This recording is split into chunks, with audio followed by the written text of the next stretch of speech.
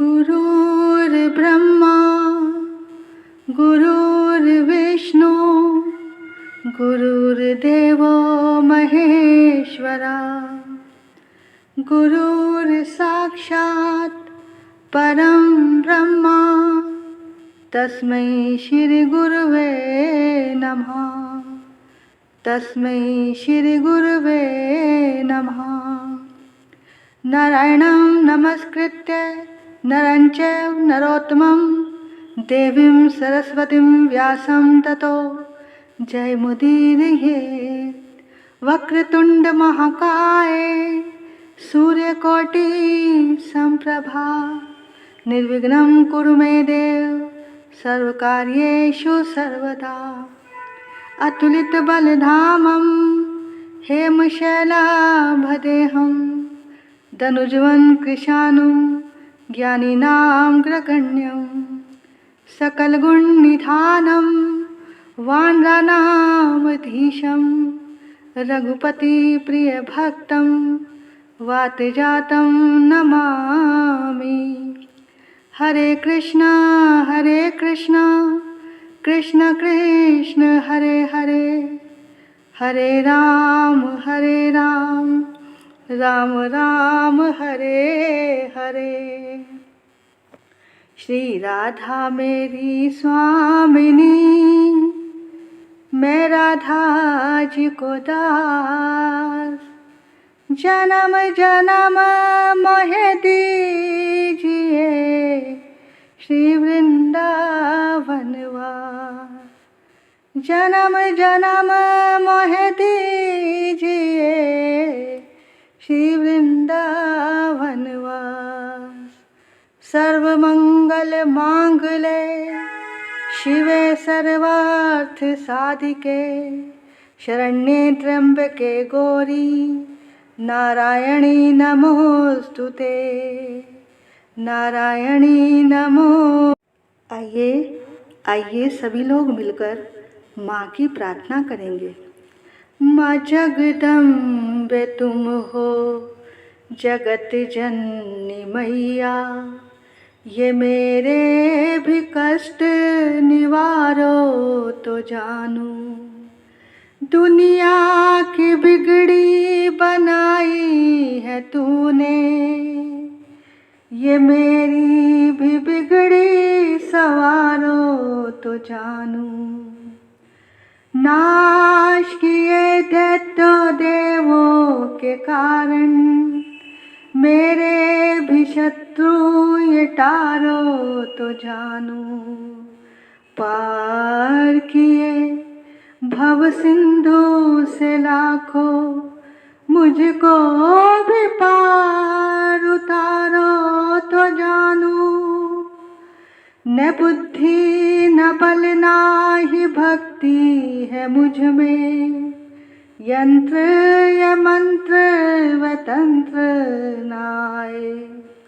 पूत कपूत चमन है भो तेरे, माता कुमाता कभी ना कहलाए।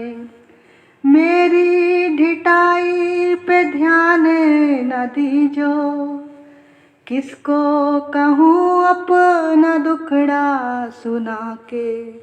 अपने ही नाम की लाज रखो, वरदाती ने खाली फिर उधर पे आके।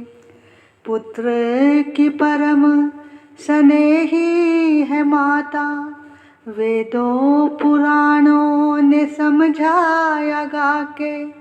आया शरण में तुम्हारी भवानी, बैठा तेरे दर पे धूनी रमा के। तुम ही कहो छोड़ माता के दर को, किससे कहूँ अपनी विपदा सुनाए।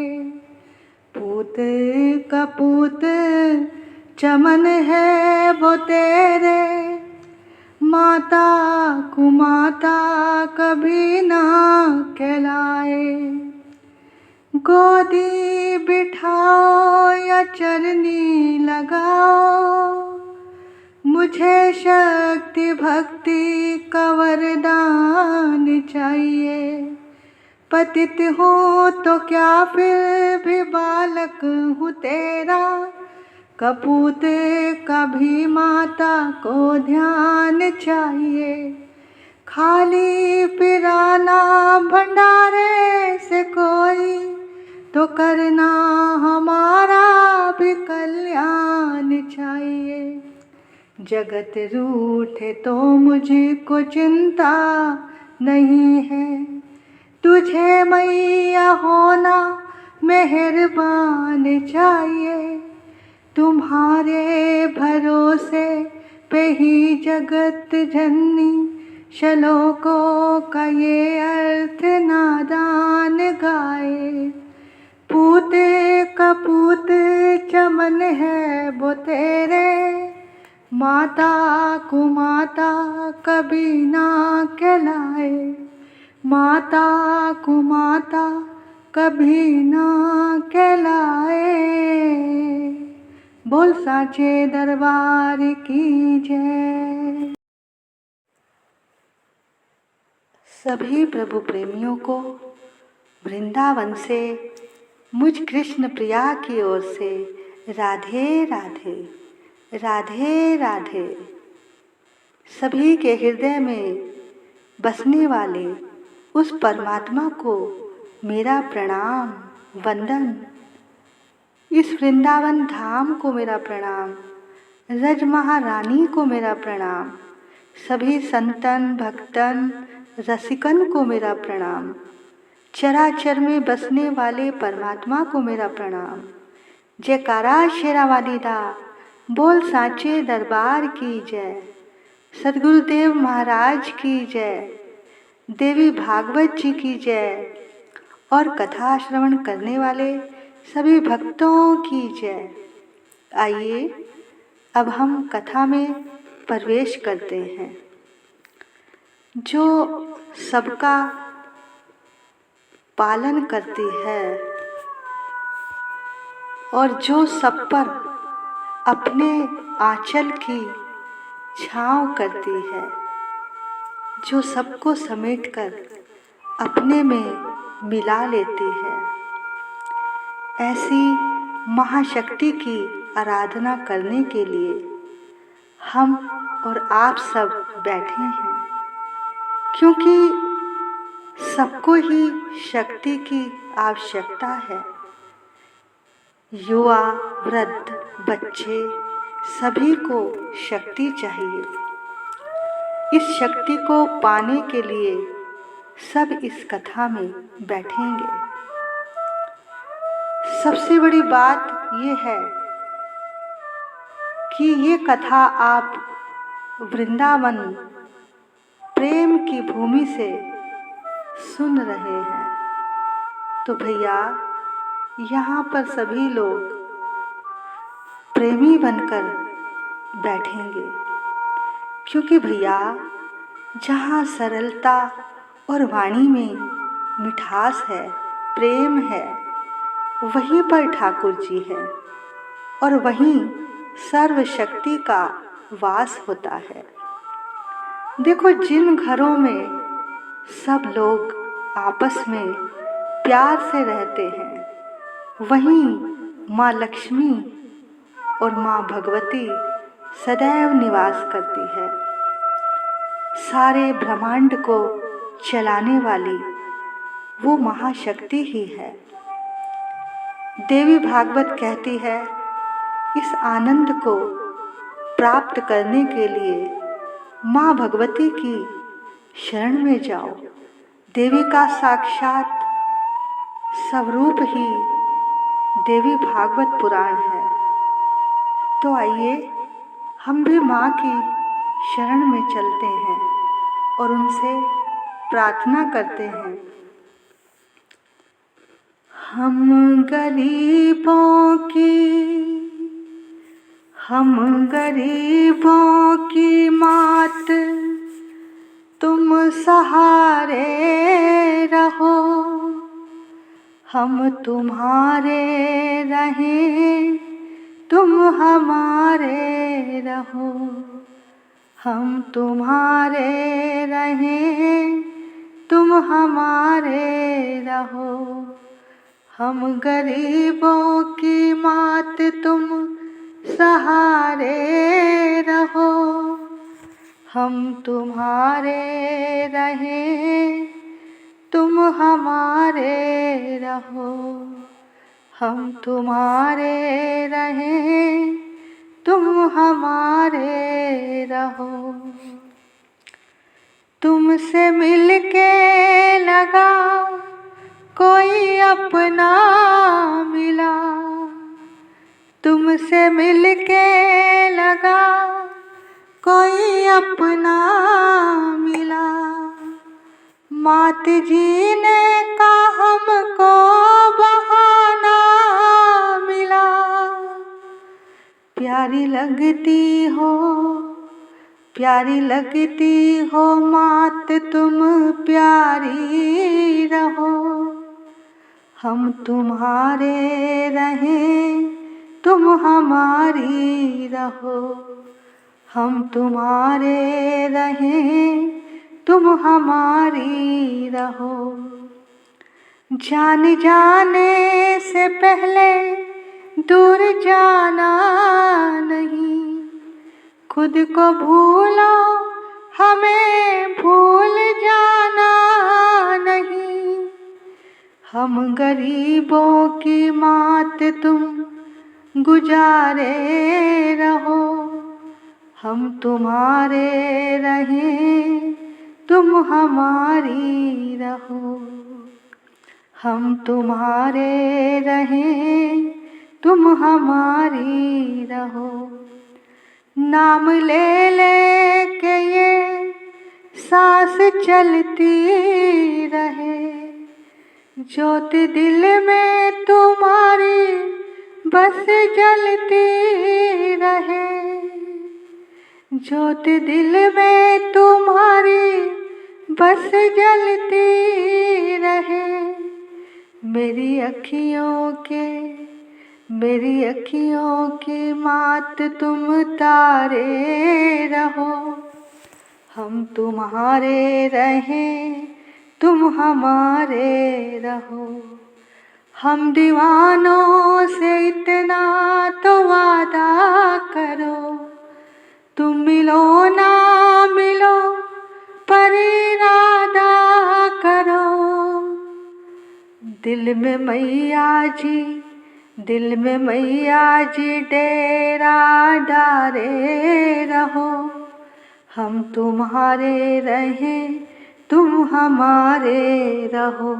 हम तुम्हारे रहें, तुम हमारे रहो। हम गरीबों की मात तुम सहारे रहो। हम तुम्हारे रहें, तुम हमारी रहो। हम तुम्हारे रहें, तुम हमारी रहो। शेरा वाली सहारा तेरा है, मेहरा वाली सहारा तेरा है। शेरा वाली सहारा तेरा है, मेरा वाली सहारा तेरा है। मेरा और सहारा कोई नहीं, मेरा और सहारा कोई नहीं। मेरी मात सहारा तेरा है, मेहरा वाली सहारा तेरा है। अम्बे मात सहारा तेरा है, शेरा वाली सहारा तेरा है। मेरा वाली सहारा तेरा है, अम्बे मात सहारा तेरा है। बोल साचे दरबार की जय। सच्चियां जोता वाली माता तेरी सदाई जय। मेरी मैया तेरी सदाई जय। माँ के इन नवरात्रों के शुभ दिनों में हम बैठकर माँ के चरणों में कथा का श्रवण कर रहे हैं। जो भी भक्त माँ के चरणों में सच्चे हृदय से प्रार्थना करता है और श्रीमद् देवी भागवत जी की कथा सुनता है, तो कहते हैं, देवी भागवत जी में लिखा हुआ है, हम नहीं कहते, माँ कहती है कि उन पर माता रानी अकारण ही कृपा करती है। जो भी आप चाहते हो वो हो जाता है। ऐसे तो सब लोग बहुत सी कथाएं सुनते हैं भगवान की, पर भगवान इतनी जल्दी समझ में नहीं आते। ऐसा नहीं कि आते ही नहीं, आते हैं, पर मन की स्थिति जब उनके पाने की हो, यानी उनको पाने की जब हमारे मन में चाह हो, तड़प हो, तब समझ में आएंगे, तब कृपा होगी। और यहाँ वृंदावन में तो कण कण में प्रभु बसते हैं। नित्य नए नए चमत्कार यहाँ होते हैं। और कुछ हमारे कथा सुनने में भी फर्क होता है। एक होता है हमने कथा सुनी, एक कान से सुनी और दूसरे से निकाल दी। कथा वो होती है जब कथा ही इश्क बन जाए, कथा ही जब नशा बन जाए, उसको कथा सुनना कहते हैं। जब हृदय से सुनेंगे तभी उन तक पुकार पहुँचेगी, तो वो कृपा जरूर करेंगे, क्योंकि कृपा करना उनकी आदत है। कौन कहता है कि उनका दीदार नहीं होता? कौन कहता है कि उनका दीदार नहीं होता?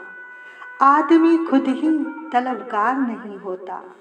एक बार पुकारो उस प्यारे को प्यार से, वो फिर कैसे साकार नहीं होता। अभी हमारे बुलाने में ही कोई कमी होगी, उनकी करुणा में कोई कमी तो नहीं, पात्रता में हमारी कमी रह गई, पात्रता में हमारी कमी रह गई। भगवान के दर्शन के लिए हृदय का शुद्ध होना जरूरी है। देखो, दिल को खुदा से भर लो या फिर संसार से, लेकिन माँ का जो हृदय होता है वो कोमल होता है, वो जल्दी पिघल जाता है। चाहे वो फिर हमारी जन्म देने वाली माँ हो या माँ भगवती हो। अगर हम अपनी माँ की भी सच्चे हृदय से सेवा करते हैं तो वो भी माँ भगवती की ही आराधना है, उससे भी देवी माँ प्रसन्न होती है। हम क्यों देवी भागवत नवरात्रों में ही सुनते हैं? क्योंकि भैया उन दिनों में घर घर में माँ की जोत जगी होती है, घर घर में पूजा पाठ चल रहा होता है, इसलिए नवरात्रों में सुनने का ज़्यादा महत्व है। तो आइए अब आगे कथा की ओर चलते हैं। अब आगे अगस्त मुनि को कार्तिकेय जी आगे की कथा सुनाते हैं। एक ऋषि हुए ऋतवाक, उनके यहाँ एक पुत्र हुआ, लेकिन पुत्र जो था तो बड़ा ही दुष्ट था। तो उन्होंने गर्गाचार्य जी से पूछा, ऐसा क्यों हुआ? ये दुष्ट क्यों निकला? उन्होंने कहा, उस समय रेवती नक्षत्र था, इसलिए ऐसा हुआ है। इसमें ना तो तुम्हारी कोई गलती है और ना ही तुम्हारी पत्नी की कोई गलती है। वो नक्षत्र ही रेवती था, इसलिए ऐसा हुआ। अब ऋषि को रेवती नक्षत्र पर क्रोध आया कि इसकी वजह से ऐसा हुआ। उसे श्राप दे दिया, उसे आकाश से धरती पर गिरा दिया। देखो 27 नक्षत्र हैं, ये उनमें से एक है रेवती। उस एक नक्षत्र को आकाश से नीचे गिरा दिया। वो एक वृक्ष पर आकर गिरा और एक सुंदर कन्या के रूप में उन्हीं ऋषि को वो प्राप्त हुआ। उस कन्या को अपनी पुत्री समझकर ऋत्वाक ऋषि अपने घर ले आए और उसका लालन पालन करने लगे। वो कन्या अति शीघ्र बड़ी होने लगी तो ऋषियों को चिंता हुई कि इस कन्या के विवाह के लिए कोई सुंदर वर भी तो चाहिए। अब वर कहाँ से प्राप्त होगा? उन्होंने अग्निदेव का ध्यान किया।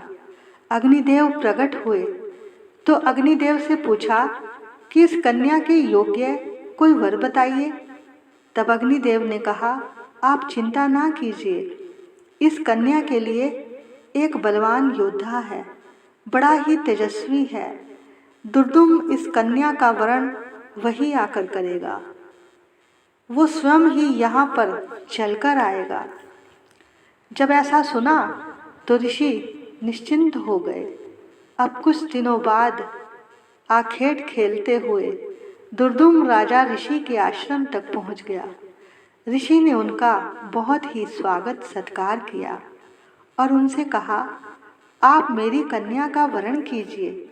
उसने कहा, आप ऋषि हैं, मैं राजा हूँ, मैं कैसे आपकी कन्या का वरण कर सकता हूँ? तब ऋषि ने बताया, ये अग्निदेव की आज्ञा है। उन्होंने ही बताया था कि आप यहाँ पर आएंगे और आपको इस कन्या को स्वीकार करना ही होगा। अग्निदेव की आज्ञा से राजा ने उस कन्या को स्वीकार किया तो संत बहुत ही प्रसन्न हुए। संत ने कहा, राजन, हम तुमसे प्रसन्न हैं, कोई वरदान मांगो। बोले, अगर आप हमें वरदान देना चाहते हैं तो एक कृपा कीजिए। बोले, क्या? जो रेवती के गर्भ से जो पुत्र हो वो आने वाले मनवंतर के स्वामी मनु होने चाहिए, ये वरदान हमें दो। तो ऋषि ने कहा, यदि आपके मन में ऐसी इच्छा है तो मैं आपको एक उपाय बताता हूँ। आप श्रीमद् देवी भागवत को सुने या करवाएं। जब आप ऐसा करेंगे तो निश्चित रूप से ही आपकी जो भावना है वो अवश्य पूर्ण होगी। तो वो दोनों राजा रानी अपने महल में आ गए। महल में जाकर उन्होंने सुंदर देवी भागवत की कथा रखवाई, कन्याओं को पूजन किया, उन्हें भोजन कराया। उस समय लोमस ऋषि उस कथा के वक्ता थे। जब लोमस ऋषि द्वारा उस कथा को संपन्न किया, फिर कन्या पूजन किया, देवी कृपा से वो रानी गर्भवती हुई। उसने कुछ समय बाद एक सुंदर पुत्र को जन्म दिया। देवी के आदेश अनुसार ब्रह्मा जी ने उस बालक के बड़े होने पर उसे 5वें मनवंतर का अधिपति रेवत को बना दिया मनु। ये देवी भागवत कराने का फल उन दोनों को प्राप्त हुआ। बोल सांचे दरबार की जय। अगस्त मुनि इस देवी महिमा को सुनकर बड़े प्रसन्न हुए और अपने आश्रम में चले गए। श्रीमद् देवी भागवत सबसे उत्तम और पावन पुराण माना जाता है। तभी ऋषियों ने पूछा, पुराणों की रचना करने वाले वेद व्यास जी का परिचय तो बताइए। तो कहने लगे, एक बार वेद व्यास जी महाराज अपने बद्रिक आश्रम में बैठे हुए थे। उन्होंने सामने एक दृश्य देखा। 2 गोरैया यानी दो चिड़िया उन्हें दिखाई दी और उनके घोंसले के बाहर एक छोटा सा बच्चा निकलता हुआ उन्हें दिखाई दिया। एक चिड़िया अपनी चोंच से उस बच्चे को दाना खिला रही थी। अब जैसे ही ये दृश्य व्यास जी ने देखा, व्यास जी के मन में भी पुत्र प्राप्ति की इच्छा हुई। देखो, जैसा दृश्य हम देखते हैं वैसे ही हमारी वृत्ति बन जाती है, सोच बन जाती है। अब एक गोरैया का दृश्य देखकर पुराणों की रचना और वेदों का विभाजन करने वाले व्यास जी के मन में भी मोह पैदा हो गया। वो उदास से हो गए। तभी वहाँ नारद जी आए। नारद जी ने कहा, आप उदास क्यों हैं? बोले, पुत्र नहीं है। नारद जी बोले, देवी भागवत करो। तब उन्होंने देवी भागवत की तो उनके यहाँ महाभागवत सुखदेव जी हुए। बोलो सुखदेव जी महाराज की जय। अब आगे प्रसंग आता है कि भगवान विष्णु बहुत तेजस्वी और देवताओं के भी देवता हैं। उनकी लीला बहुत ही अद्भुत है। उनकी एक कथा सुनाते हैं। एक बार की बात, भगवान श्री हरि घोर निद्रा में सो रहे थे। एक बार उन्होंने दैत्यों से 10,000 वर्ष तक भयंकर युद्ध किया और उसके बाद उनको लगा मुझे थोड़ी देर विश्राम करना चाहिए। वो अपने बैकुंठ में गए। उन्होंने क्या किया, धनुष को अपने सिरहाने लगाकर वो सो गए। सिरहाने के साथ मतलब सिर रखकर उस धनुष के साथ सो गए। उसी समय देवताओं के मन में यज्ञ करने की आई। उस यज्ञ में सब देवता थे। तो जब वो नारायण के पास पहुँचे तो देखा ये तो निद्रा में है, अब क्या करें? तो भगवान शंकर ने कहा, जो व्यक्ति सो रहा होता है उसे जगाना नहीं चाहिए, ये अपराध है। परंतु उन्होंने बोला, ये तो देवीय कार्य है तो इन्हें तो उठाना ही चाहिए, अब उठाए कौन? तब ब्रह्मा जी ने कहा, आप चिंता ना करो, मैं इनको उठाता हूँ। मैं एक कीड़े को जन्म देता हूँ, बम्बरी नाम के कीड़ा, जो इस धनुष की डोर को खा जाएगा। जो धनुष झुका हुआ था वो खड़ा हो जाएगा। भगवान तो उसी के साथ सिर लगाकर सो रहे थे। बोले, ठीक है। तो ब्रह्मा जी ने कीड़ा उत्पन्न किया। उस कीड़े ने उस डोरी को खाया, धनुष की डोरी जैसे ही कटी, धनुष एकदम खड़ा हो गया। अब भगवान का सिर उस पर टिका हुआ था। अचानक से वहाँ पर अंधकार ही अंधकार हो गया। अब जब कुछ समय बाद अंधकार हटा तो बड़ा भयानक दृश्य था। बोले, भगवान का विग्रह जो था वो शरीर के बिना था। वो अचेत पड़े हुए थे। उनका सिर नहीं था, बस धड़ ही पड़ा हुआ था। ये देखकर सारे देवता घबरा गए। ये कैसी लीला हो गई? ये तो कभी हमने सोचा भी नहीं था कि इस जगत की देखभाल करने वाले के साथ ऐसा हो जाएगा। अब जगत की देखभाल कौन करेगा? तब ब्रह्मा जी ने कहा, आप सब देवी का ध्यान करो। वेदों ने उनकी स्तुति की। तब देवी प्रसन्न हो गई। तब एक आकाशवाणी हुई, तुम्हें चिंता करने की जरूरत नहीं है। इनके सिर धड़ से अलग होने के 2 कारण हैं। तो माँ भगवती बता रही है, एक बार क्षीर सागर में ये शेष शैया पर सोए हुए थे तो लक्ष्मी जी इनके चरण दबा रही थी। अचानक भगवान लक्ष्मी जी को देखकर मुस्कुरा दिए। तो लक्ष्मी जी ने सोचा, ये मेरा उपहास कर रहे हैं, मैं इनके जितनी सुंदर नहीं हूँ ना, इसलिए ये मेरा उपहास कर रहे हैं। उनको क्रोध आ गया लक्ष्मी जी को। उन्होंने कहा, जाओ, तुम्हारा सिर धड़ से अलग गिर जाए, तुमने हमारा उपहास किया है। तो देवी माँ कहती है, हे देवताओं, लक्ष्मी जी के उसी शब्द को पूरा करने के लिए नारायण की ये स्थिति हुई। देखो, पर आप चिंता ना करो। दूसरा कारण यह है कि एक राक्षस हैग्रीव ने मेरी 1000 वर्ष तक तपस्या की। मैं उसके पास गई, उससे कहा वरदान मांगो।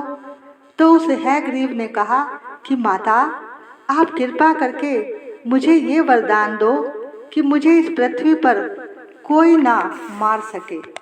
देवी ने कहा, जो जन्म लेता है मरना तो उसे है ही, और ये निश्चित है, तय है, तुम्हें भी मरना ही होगा। तुम कोई और वरदान मांग लो। तो उसने कहा, अच्छा, तो मेरी मृत्यु हैग्रीव के हाथ से ही होनी चाहिए। अब हैग्रीव का मतलब है घोड़े का सिर, मतलब जिसका घोड़े का सिर हो। तो फिर उन्होंने कहा कि कोई और देवी देवता भी मुझे मार ना सके। देवी ने कहा, तथास्तु। तो जगदम्बा देवताओं से कह रही है, वही पापी ऋषि मुनियों को इस समय दुख पहुंचा रहा है, क्योंकि उसे वरदान प्राप्त है।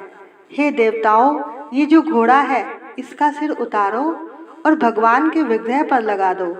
ये जाकर फिर उस दुष्ट का वध करेंगे, इसलिए ये लीला हुई। तब ब्रह्मा जी ने तलवार से एक घोड़े का सिर उतारा और नारायण के धड़ से जोड़ दिया। तुरंत नारायण का हैग्रीव अवतार होता है। बोलो हैग्रीव भगवान की जय। वह दानव बड़ा ही अभिमानी था। भगवान ने उसका वध किया। यहाँ देवी भगवती ने ही सबकी रक्षा की। अब एक और सुंदर कथा आती है मधुकैटभ की।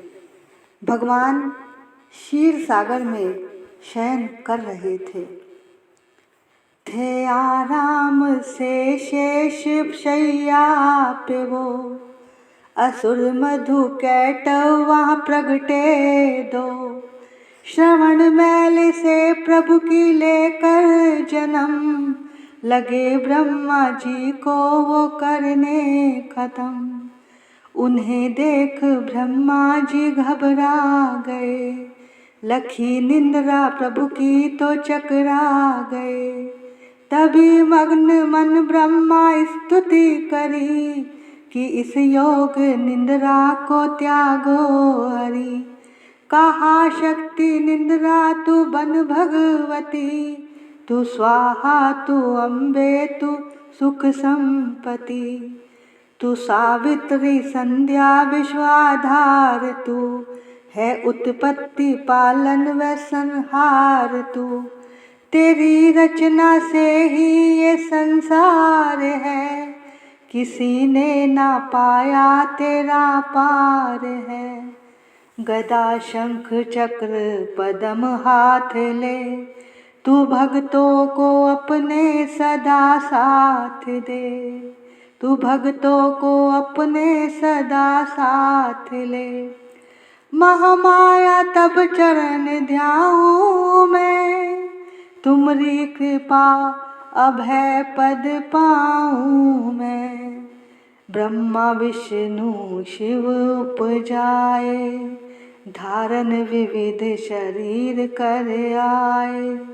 तुमरी स्तुति की ना जाए, कोई न पार तुम्हारा पाए। मधुकैटभ मोहि मारन आए, तुम बिन शक्ति कौन बचाए। प्रभु के नेत्र से हट जाओ, हट जाओ, शेष शैया से इन्हें जगाओ। असुरों पर मोह ममता डारो, शरणागत को देवी बचा लो।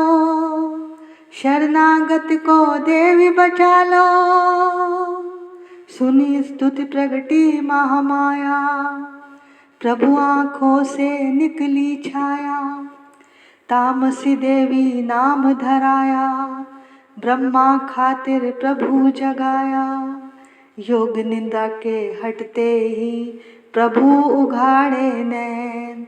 मधुकैटभ को देख कर बोले क्रोधित बैन, ब्रह्मा मेरा अंश है मार सके ना कोई।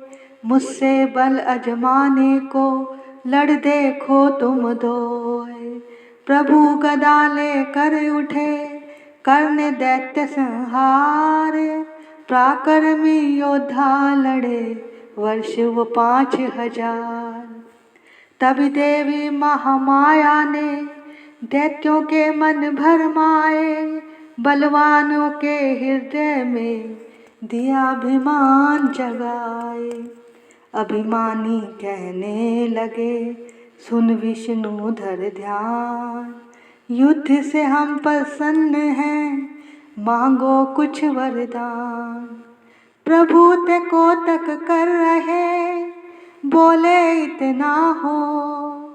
मेरे हाथों से मरो वचन मुझे यह दो। वचनबद्ध वह राक्षस जल को देख अपार। काल से बचने के लिए कहते शब्द उच्चार। जल ही जल चहुओर है ब्रह्मा कमल विराज। मारना चाहते हो हमें तो सुनिए महाराज। वध की जो उस जगह पे जलने जहाँ दिखाए। प्रभु ने इतना सुनते ही जांग पे लिया लिटाए। चक्र सुदर्शन से दिए दोनों के सिर काट। खुले नैन रहे दोनों के देखत प्रभु की बाट। देखत प्रभु की बाट।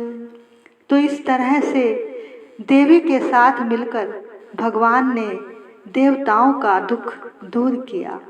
बोल साचे दरबार की जय। जयकारा शेरा वाली दा। बोल साचे दरबार की जय।